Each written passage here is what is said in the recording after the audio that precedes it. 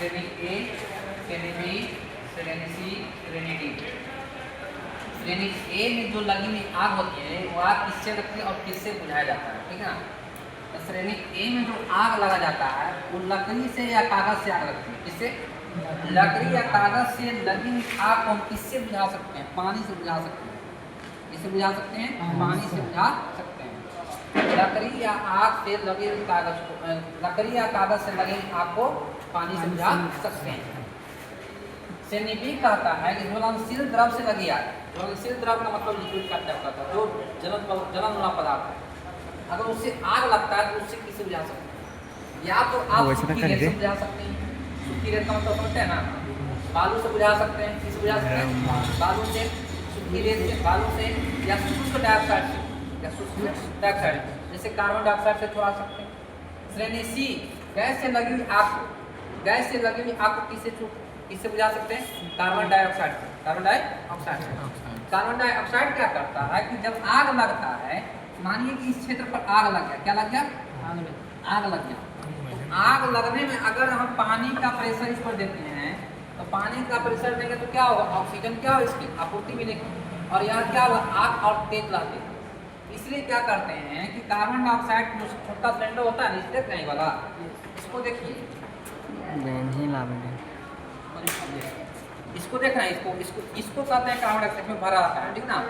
ये क्या करता है कि जब इसको हम प्रेशर बनाते हैं ना, इससे प्रेशर बनाने के बाद जैसे ही हम इसको दबाएंगे ना, इसको प्रेशर पुश करेंगे, इसके जो पाइप के द्वारा है जो गैस निकलेगा ना, ये क्या करेगा, इसके बाहरी वाली परिपथ जितना सारा परिवार जो ऑक्सीजन का परिवर्तन होता है उसको परिपथ को तोड़ देगा।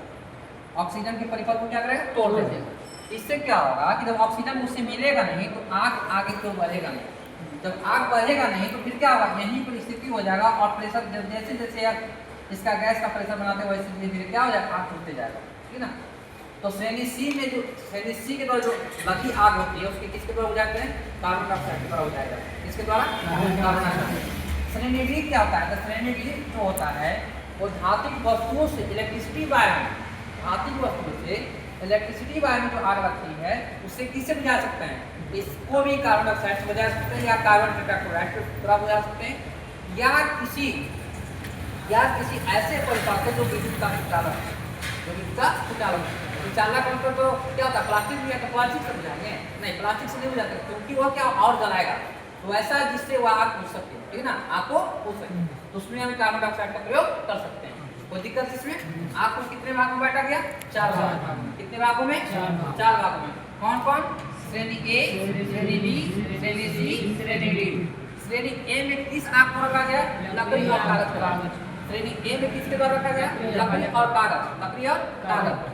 अगर लकड़ी और कागज से आग लग जाती है तो उसको किसके द्वारा बुझाएंगे? पानी के द्वारा। किसके द्वारा? पानी के द्वारा। श्रेणी बी में जो आग लगता है किसके द्वारा लगता है? ज्वलनशील द्वारा। ऐसा लिक्विड, ऐसा द्रव जो ज्वलनशील होता है उससे क्या होगा? जब आग लगे तो उसको किसके द्वारा बुझा सकते हैं?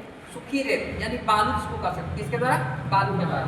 या गैस जो होता है, गैस से लगी आग को किससे बुझा सकते हैं? इसको भी बालू से बुझा सकते हैं या गैस से बुझा सकते हैं। गैस कौन सा गैस? जिससे खाना पकाते उसे नहीं, जिससे खाना पकाते उसे नहीं, कार्बन डाइऑक्साइड के द्वारा उसे बुझाया जा सकता है।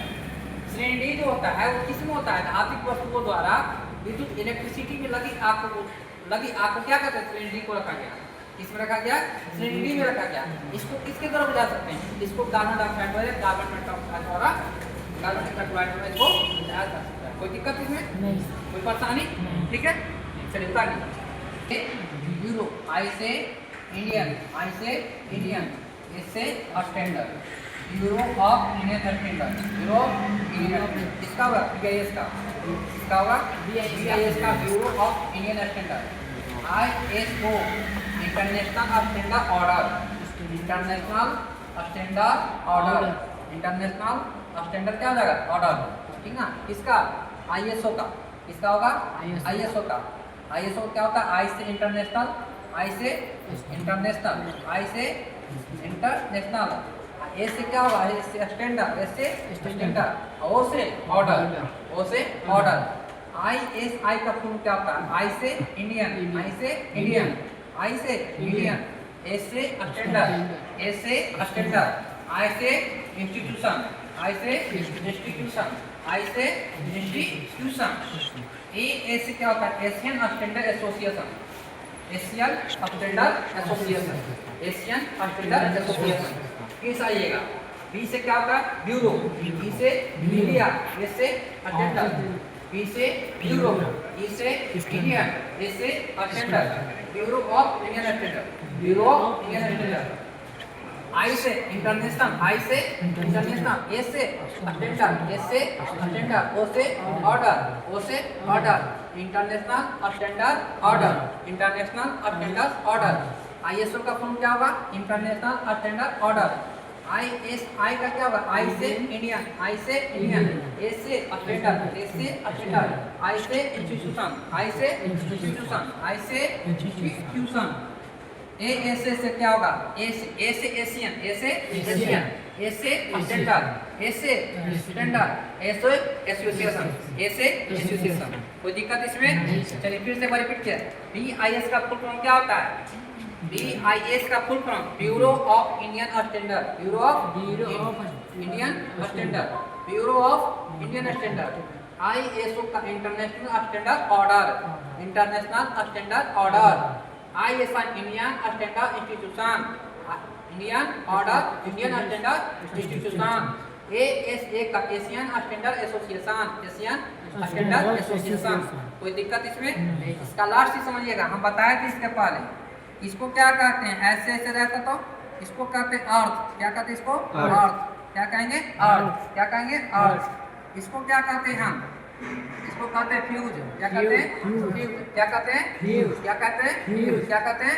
क्या कहते हैं? फ्यूज। क्या कहते हैं? फ्यूज। अच्छा, इसको देखिए ऐसे रहेगा, इसको क्या कहेंगे? स्विच। इसको क्या कहेंगे? स्विच। क्या कहेंगे? स्विच। और अगर ऐसा दिया रहा है L1 L2 L3 9 दिया रहा है, इसको क्या कहेंगे? 3 wires, 3 phase 3 screw wire, 3 phase wire, 3 phase wire. इसको क्या कहते हैं जी? अर्थ। अर्थ। इसको क्या कहते हैं? अर्थ। इसको क्या कहते हैं? अर्थ। इसको क्या कहते हैं? फ्यूज। इसको क्या कहते हैं? फ्यूज।